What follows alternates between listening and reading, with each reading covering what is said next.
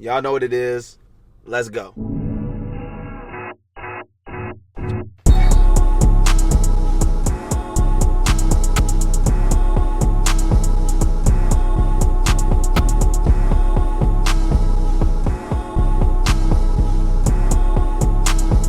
What you rubbing your hands for like a menace?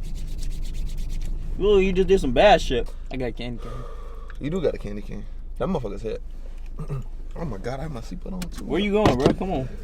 You double fucking up. Double, triple. Multiply by 3. What's 9 plus 10? 70, nigga? Yes, sir. What's good, everybody? It is Chasenrio. We back again with another video. Nah, look, today we're gonna do something a little bit different, as you guys could tell by the title and everything. We're not doing a reaction. This is more of like an end of the year recap, just music in general for the year 2021. With that being said, real quick, just want to say thank everybody for watching this right now. Everybody watching this right now, I want to thank y'all personally from me and Rio's hearts. We started this channel a few months back, about 5 months ago. Right? Yeah.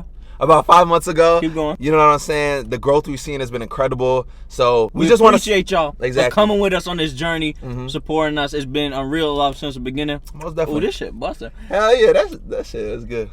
And just we excited for what the new year holds. Exactly. But with that being said, let's start the New Year's off right. Come on. All right, this motherfucker didn't even want to start. Hold on. I'm gonna do that again. We gotta spit on it.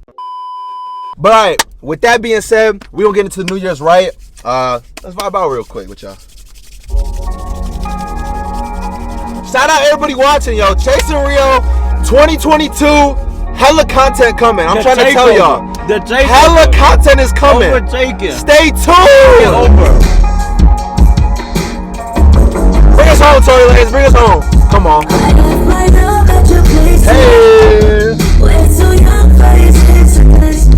Hey, here we go.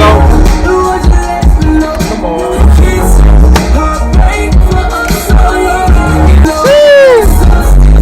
Man. This is what I'm playing. This is what I'm playing at New Year's at midnight. So I'm having a good year. Come on now.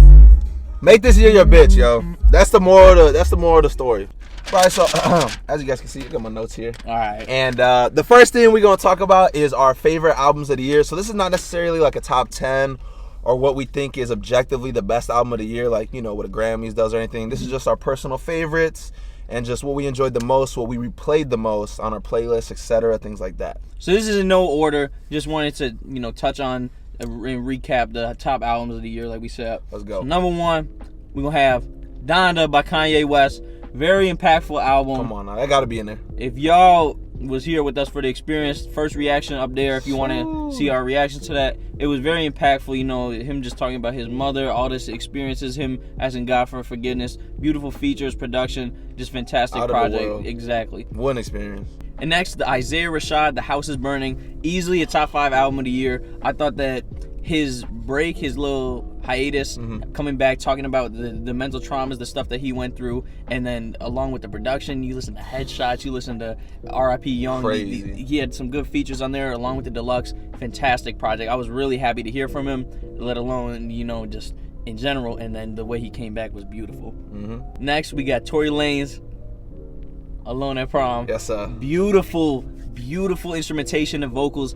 Phenomenal. Even though it came out just recently, within this last month, I think it was very impactful for this year in general. One of the best projects that came out as a whole. Yeah, I think what I liked most about that too is just how short it was. Like, it wasn't too drawn out, kept it short. Yeah, 13 tracks, I think. Right, it wasn't that long. You know what I'm saying? It really showed Tory Lanez's creativity, because I think people always have mixed opinions on him, not just because his you know, recent controversy at the start of this year and stuff like that. But just, I feel like he's always been pinpointed as kind of like a rapper, and he doesn't get enough credit for the creativity that he has. He does all his music videos, he directs all that shit. A very creative individual. He's fucking hilarious. Y'all seen the Instagram lives he was doing at the start of quarantine. He's a funny ass dude. I fuck with him just as a person, and this just, you know, highlighted some of that creativity. And then an album that I wanted to speak on because I thought nobody was gonna acknowledge this. Zilla Kami, Dog Boy. He works with City Moore. You know, that different sound. I didn't think anybody was gonna talk about this album. I didn't hear anybody talk about this album. Nope. It's more of a grunge sound. Like if you know Zilla Kami, he's got these heartfelt lyrics. more depressing lyrics, and he just came off in a rock manner, just very different sound. It was something very refreshing, and it didn't get drawn out like you make a point of. 15 tracks, every song sounded fantastic, and he had Denzel Curry on there. I think it was the only feature. Fantastic album. Lastly, I'll either put The Voice or The Voice of the Heroes. It's some by Dirk. I don't know if you categorize The Voices this year, just because it came out like we talking about with Cardi. Yeah, it came out like right there with the deluxe and shit. But some by Dirk. Dirk has had a phenomenal year. Oh, yeah. This last year and a half, ever since he collabed with Drake type shit. Phenomenal. And him and Baby. Fuck, you can't go wrong putting that there. They both been making waves this year, and they definitely, if you're making a top 10 rappers list, I think Baby and Dirk got to be on there, just with the amount of work they put in this year. Yeah, you know what I'm saying? Like, you think of newcomers, you think of Polo G, you think of Dirk, you think of Young Boy, you think of Baby, like all just putting out work. Exactly. You can just tell they working. So. But no, okay, I like that. That's a good little favorite albums. Now I'm gonna talk about my favorite albums. Some of these obviously are gonna overlap with what Rio had, just because how great they were. But yeah, this is my little top 5. So number 1, we have Donda, obviously. Just a great musical experience. The way he rolled it out. At first, I was kind of annoyed, but with the music being good, with the music being good. You got to give him a pass on that. Exactly. You know what I'm saying? The live events that he threw, the way the music changed as he was making the album. I mean, I think it was super great concept, never done before. That's just how you make fans attached to that album. You know what I'm saying? With the as things attached you do around as he it. was with the connotation with him and his mom and stuff like that. Exactly. Next, I got The House of Burning. Production, great. Isaiah Rashad's rapping is great on here. And this album is literally the definition of a vibe, okay? You could play this just anytime you riding in the whip, you know what I'm saying, riding around, and you just want to vibe. Yeah. Play The House is Burning. You're not gonna be disappointed. Immaculate. Shout out Isaiah Rashad. Most definitely. My third, I got A Whole Lot of Red. I think the impact it's had, just, you know what I'm saying, shows. You feel me? The whole year, you heard A Whole Lot of Red. You heard opinions about it. You heard songs by it. You've heard the tour that Cardi went on with the album, and just the amount of pull and influence Cardi has with him and his fans, it's unheard of. It's what like I'm saying? cult following. Yeah, it's really a cult following. Even in the very beginning when the album dropped, there was mad hate on it. I'll show proof, actually. I will show a picture of me talking about the album when it first came out and how I actually enjoyed it. I agree with that. I enjoyed it, but it definitely grew on me, and I think that's what a lot of the opinion is with a lot of other people that grew on them type shit. Yeah, definitely. But yeah, so shout out Cardi and everything he's doing, A Whole Lot of Red. I think you definitely got to put that up there. Next up for me is Don Toliver with Life of a Don. This album came out more towards the end of the year. Again, great album, not too long either. I think it was right around between 13 or 15 tracks. Correct me if I'm wrong down below. But yeah, I love this album. It was a great combination of Don Toliver rapping and also him singing. I think this was a very good album in terms of highlighting Don Toliver's singing and more of like an R&B side of Don Toliver. So I'm very excited to see what he comes out with next, because this is a great project. Features placed perfectly. Loved the Baby Keem feature on here. So Fago's feature with the song Smoke, and then obviously the Travis Scott features on here as well. Overall, great project. Shout out Don Toliver. For my last, I have to do it. I'm going to put Certified Lover Boy by Drake. Say what you want about this album. You can say he missed. I would completely understand you. But I still think the replayability on here is still just as strong. The only gripe I really have is just all the Kanye disses that he put in the album. It's kind of, you know what I'm saying? It's a little bit weak now that they made up. You know what I'm saying? It's not as really powerful. But overall, though, there's some great hits on here. Some stuff you can relate to. I think that's why I put this here. Yeah, and the replayability is definitely there. I think you take the Kanye shit at face value, because, I mean, at the time, they were beefing type shit. So true. That was my personal top 5 favorite albums. You guys can leave your guys' own top 5. Yeah. I want to hear what you guys think. I mean, we also, the off season with J. Cole is definitely up there. Tyler, Call Me Creator, If You Get Lost. some Fantastic honorable projects. mentions. There's a lot of stuff. Silk Sonic, an evening with Silk Sonic, phenomenal quality of music. Definitely the Melodic Blue. We reacted to that with y'all. It was a great experience. A lot of highly replayable songs. Right. First order of business. Van hot shit. Exactly. 16 is probably one of my top 10 favorite songs of the year. Easily. Polo G Hall of Fame. Did you fuck with that? Because the deluxe, if just thinking of it, I'm like, Polo G, it's probably not, it was my least, like, not favorite, but just, I don't think it was as good as his hungry shit that he put out at first. If you look at those songs, there are a lot of highly replayable songs on there, especially within the deluxe. Lil Tecca, We Love You Tecca too. it kind of got, swept over because Donda dropped the same week and stuff like that. But great quality music. I love what Tekka's doing. He has a great sound. Yeah. I'm a huge supporter of him. Favorite song of that album was Chopper Shoot the Loudest. Yeah, Chopper Shoot the Loudest with fucking Chief Keef. Stop it. Shit was gas. Khalid, Scenic Drive, YSL, Slime Language 2. A lot of good shit dropped this year. It was a good year for music. A lot of people compared it to 2016. I don't think it had that impact, but I mean, we're not looking back at it the type shit yet. So, right. But like the most underrated stuff that I don't think was talked about enough as far as projects, I would say 24 Karat Golden, El Dorado. Chase definitely loved that. Yeah, I think that he really got put on. 24 Karat Golden got put on kind of like by that TikTok scene, and he was a XXL freshman and stuff like that. And people were very unsure of what he had to offer. And then I thought that project was really eye-opening to a lot of fans and stuff like that. With like a Butterfly, that I really like that song. You giving me Butterfly. Yeah, definitely slept on. You had Coco on there, Butterfly. I have a lot of songs added on my playlist from that album, and I think what I like most is obviously the production, but it's definitely 24 Karat Golden's voice and just the way he's able to match the instrumental but also having a strong presence on the track. And there's a good amount of diversity in the sound of the song. Oh yeah, definitely. It's definitely not just like a hip hop or just him singing. Like he'll turn it up, slow it down with R&B and shit. It was great. He does the rapping, the singing, and I'm excited to see what he comes out with next for sure. And then personal favorite of mine, criminally underrated, I'll say Femdot, Not For Sale. If you listen to the song Moeen / Pray Part 2, the storytelling is fantastic. Only like 8-9 tracks. It was more of like an EP. One of the most underrated rappers from Chicago. He really write raps and he really care about the shit. You could tell in his music. Fucking Bustin' on there, great songs. I didn't hear it talked about enough. It came out November, so towards the end of the year type shit. But I thought that deserved way more praise than it got. That Femdot project though, I really loved the rapping on there. Like he was talking about real shit. It was real creative, and then like his wordplay and storytelling it's very hard to beat to me. And one last artist I would want to touch on is Glaive. That boy. I've become a huge fan of him. He got that Cole Bennett. He got that Cole Bennett cosign. We reacted to that in 1984. And then he released All Dogs Go to Heaven. Fantastic little project. I had no clue who he was prior to the cosign for Cole Bennett. All Dogs Go to Heaven, fantastic little EP album, 9-10 track. And then you listen to his early work, it really introduced me to like that hyperpop scene. And along with other artists that he fucked with, like Eric DOA, Curtains, Midwest, they have their own little group that they've been collaborating with each other. The hyperpop scene is something very new to me. Fuck with a heavy. Glaive, he's very young and he's very creative and he has a fantastic voice. He's got an ear for this shit. He's one of the artists that I think has the most promise going into 2022 and further that I'm looking forward to. And he's also dropping deluxe to that All Dogs Go to Heaven, so we'll probably react to that soon. For sure. I rock with do that. So just like that, I'll get into some of my like underrated artists or albums of this year. For me, number one, I got Vince Staples with his self-titled project, Vince Staples. Loved this album. It was definitely more like a low-key album compared to his other work, you know what I'm saying? His other work was more upbeat, kind of in your face. This is way more of a chill, laid-back album, but I think it delivered in terms of production and Vince Staples rapping.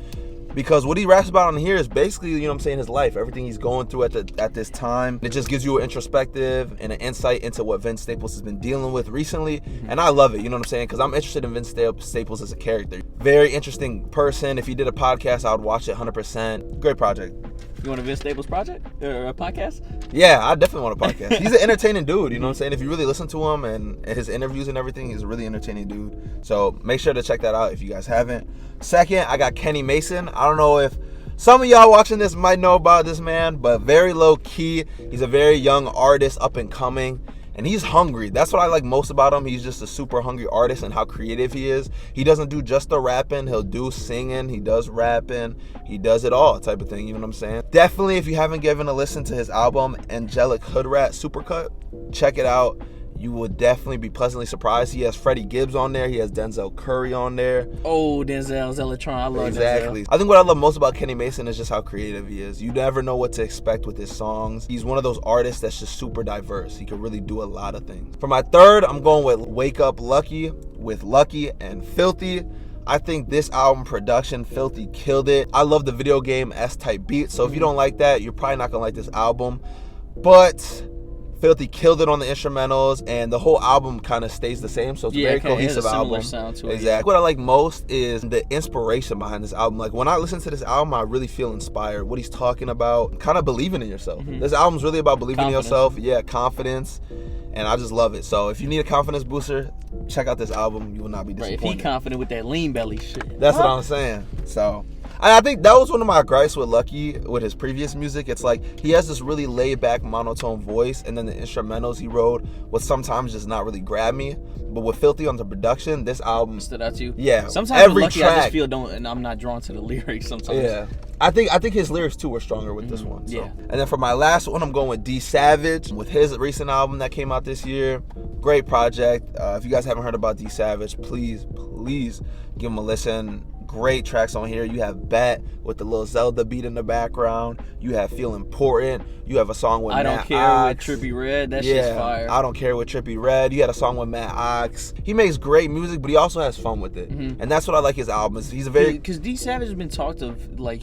He was coming up with like the Trippies, the Cardis and shit, and he's always just stuck to that underground scene by choice. I think that's just his lane. Definitely, very engaging album, and just you can see the charisma with D Savage behind this. So great album. It was fun. It was a lot of fun to listen. That's what I'm saying. Very fun. And then this year as a whole, I think I want to touch on like SSG Kobe. He had a fantastic year. Prior to this year, I don't think a lot of people knew who he was. He's still incredibly young. He had a song featured on Dave. Fantastic show. Check it out. He's collaborated with a lot of people, and he's somebody that shows a ton of promise coming into the new year type of thing. He's incredibly diverse. He's got this song Calabasas with Snot, where he's more, menacing type shit. Yeah. He can still harmonize. He came up with Thrax off TikTok. A lot of people heard that. He's very diverse. He's very promising as a creator, artist type of thing. I'm very excited for him. You got opinions on Yeet? Yeet came up. People had heard all his shit off TikTok, shit going viral. And I think TikTok's been used as a very good tool for a lot of artists. This year for sure. Yeah, especially. For sure. But he's got fantastic beat choices and production. And I think I don't know how to describe his sound exactly, but he does it basically the best that anybody's doing it right now, type of thing. Babyface Ray also came up this year from the D. Fuck with all his shit that came out. He dropped a project, fantastic. If you ever heard of him, go peep that. Yeah, you got Autumn too that came up kind of on the same like lane as like a Yeet and etc. But he's also big right now. Couple big singles that came out for him. So hopefully he continues, you know what I'm saying? That's that whole scene, like the Autumn, Can, Yee, like Autumn boys. Yeah. Shout out all those artists, because keep doing y'all thing. Hopefully for 2022, you guys can really showcase what y'all made of. You got anybody else you want to add that you excited for 2022 going into? Somebody's going to drop soon, like Snot. He's dropping very soon. I've been a huge fan of Snot for a long time. I'm very excited for what he's got coming. We got Corday coming out in soon. January. Should be a video out for that as well. So stay tuned for that reaction. Hopefully we have another good year of music. I think 2021 was great. Hopefully 2022 could be even better though. You want to touch on like R&B scene? Yeah, R&B was cool. Definitely listened to a bunch of that. I think the biggest takeaway with R&B this year was just the girls took over. You know what I'm saying? They killed Summer it. Walker. Yeah, Summer Walker. You had her with her album. You had Snow Allegra's album, Maria the Scientist. The girls really did their thing this year. Oh, Maria the Scientist. Oh, yeah. And she fire. Speaking of girls, Doja Cat, that's more of like a rap project, but it was very. But it's definitely both though. She dib and dabbles. She very, very much so solidified herself to me this year, because prior she was doing that song, that mood, that bullshit. Yeah, and that's then crazy. She came out with this project this year. Planet Her. Very good project. Very great project. She's a superstar. Oh, she's super bad. Yeah, she's a superstar. So, but yeah, shout out all the ladies in the R&B scene, because y'all are killing it this year. Also, shout out the dudes too, but y'all gotta step it up. I'm not gonna lie. They're gonna have to step it up a little. But yeah, I think that's gonna do it. That's just some of our final thoughts. Hope you guys enjoyed this video. Something a little bit different, just recapping the year. Just talking with y'all, giving our thoughts on music in general. We a music channel. We just want to give y'all what's in our playlist type of thing. What's on our mind. Definitely. With that being said, make sure to let us know in the comments what is your favorite album, song, artist, just anything. Just talk about, you know what I'm saying, recap it yourself down below in the comments. Or what we overlooked type of thing. Exactly. Make sure to leave a like, subscribe, all those good things. And wow, what a year it's been. Again, just thank you guys for watching. You guys could have been anywhere, but you guys chose to be here.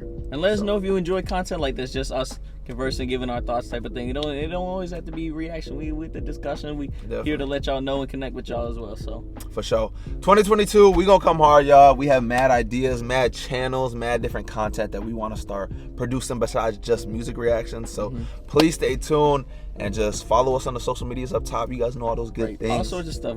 Our buddy Lucas starting a channel soon. Facts. We starting all sorts of content. I've finally started a gaming channel. I'm finally editing the first video as we speak. If you are interested in that, it'll probably be the first link down below. Just say, Rio channel right there. Definitely. First video coming out soon. I also stream on Twitch. But yeah, let's wrap it up the right way. We're gonna wrap it up with a quick song. Turn up real quick and yeah, appreciate y'all. Let's go. Song of the year. She wrote this song about Chase. Doja Cat, The Weeknd. She's so bad. Yeah, that brother's starving. Let's go!